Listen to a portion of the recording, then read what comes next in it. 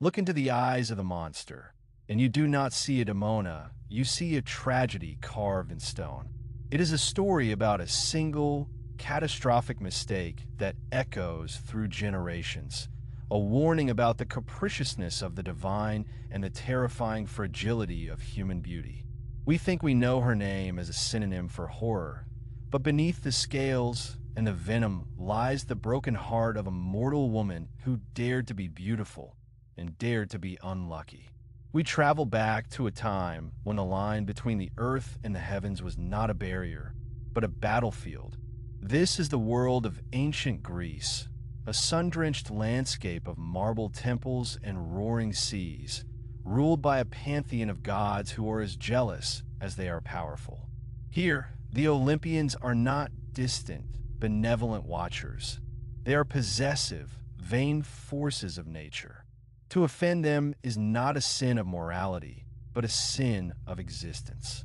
And in this world, there is perhaps no saint as terrifyingly vengeful as Athena, the goddess of wisdom and war, and no violator as arrogantly entitled as Poseidon, the shaker of the earth.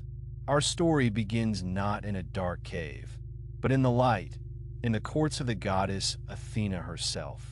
There lived a priestess named Medusa. She was not always the Gorgon, the monster with hair of vipers. In the beginning, she was a maiden of breathtaking renown. Hesiod, that ancient poet of the gods, tells us she was fair-cheeked, a mortal woman so lovely that she seemed to challenge the very definition of beauty.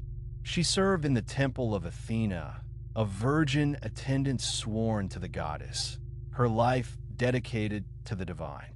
But fate is often sealed by forces we never see coming.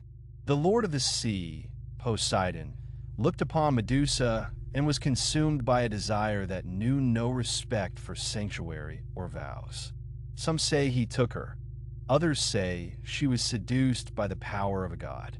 But the violation happened within the very walls of Athena's temple, on the sacred floor where the goddess's eyes were supposed to be turned.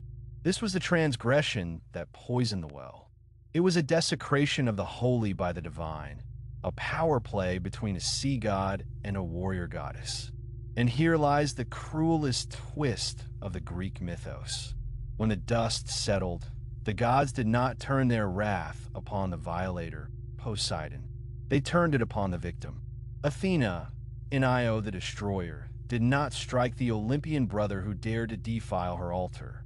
She struck the mortal girl who had been unable to stop him.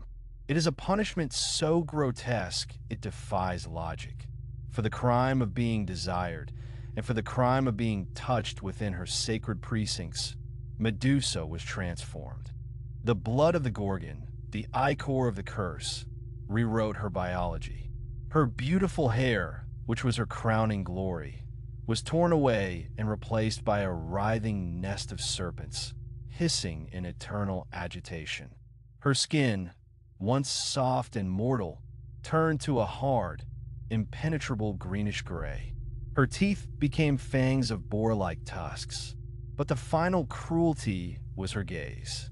Athena gave her a weapon that was also a prison, eyes that turned flesh to stone. To look at Medusa was to die instantly, frozen in a moment of shock or fear, a statue monument to the horror of the divine.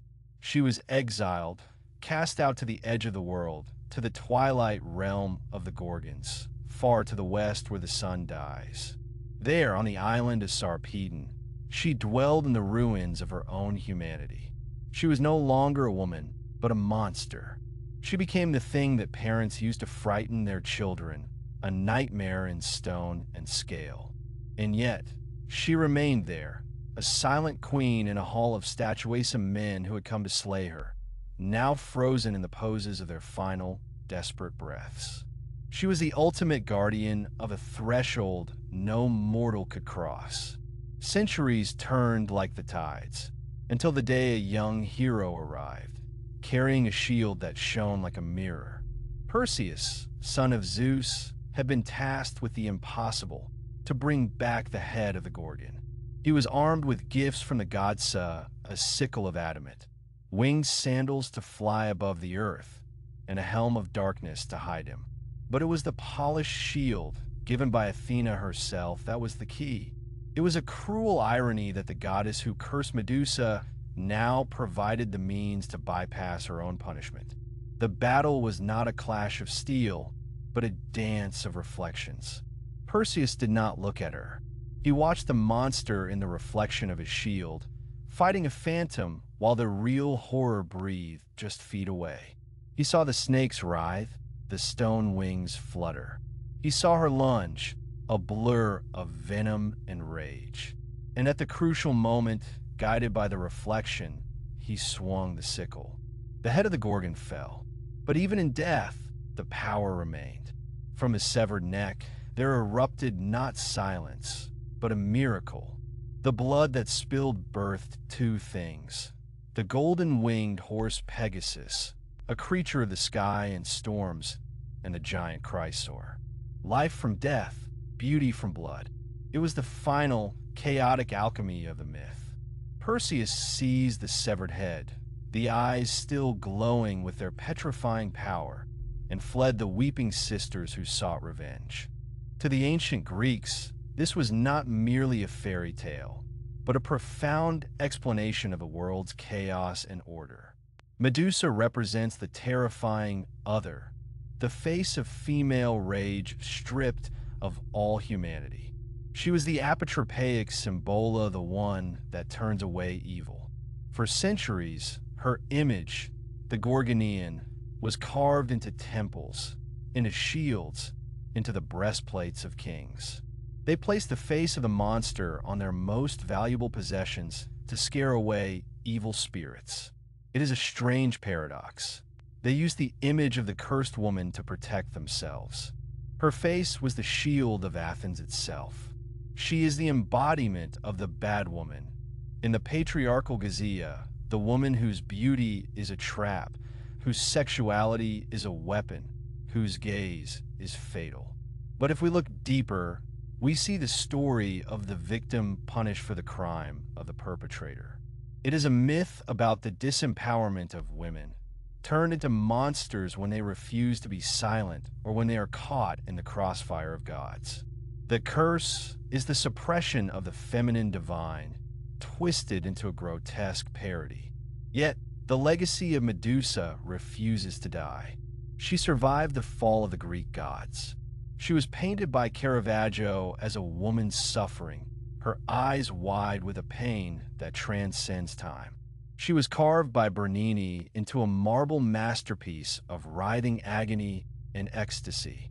And even today, in our modern pop culture, she is reclaimed as a figure of tragic power, a symbol of righteous feminine rage against a world that sought to silence her. She lives in our language, in the word Gorgon, describing a fearsome woman, and in the stars, where the constellation Perseus holds her head aloft, eternal and silent. So why does the Gorgon still haunt us? Perhaps because we recognize the fear in her eyes. We know that beauty is fleeting and can be twisted into ugliness in a heartbeat. We know that the world is full of capricious forces that can punish us for things beyond our control. We look at Medusa, and we do not just see a monster to be slain. We see a mirror of our own deepest fiersa, the fear of being seen, and the fear of being turned into stone, frozen in a moment of pain, while the world moves on without us.